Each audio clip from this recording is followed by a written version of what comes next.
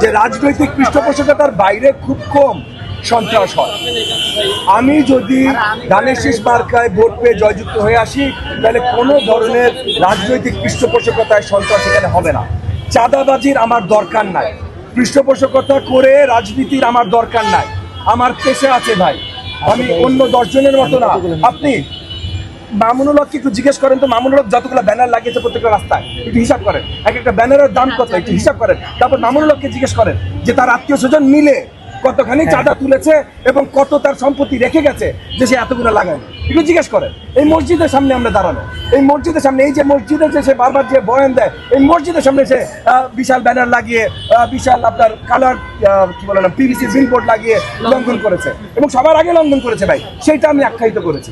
তারপর সে যদি আমার নামে কোনো কমপ্লেন করতে চায় করুক, ইচ্ছা মতো করুক। ওদের কাজই ওয়াজ করা, ওয়াজে যে মিথ্যাচার করা। ও এখন ওয়াজের বদলে আপনাদের ক্যামেরাগুলো পেয়েছে, আপনাদের ক্যামেরার সামনে মিথ্যাচার করে দিয়েছে। রাস্তার ব্যান্ডের যেটা আপনাকে বললাম যে ভাই রাজনৈতিক পৃষ্ঠপোষকতা হয়, আমার এই চাঁদাবাজির দরকার নাই, আমার পৃষ্ঠপোষকতার দরকার নাই। তো আমাকে যদি জনগণ ভোট দিয়ে জয়যুক্ত করে, তাহলে এগুলো বন্ধ হয়ে যাবে। Thank you.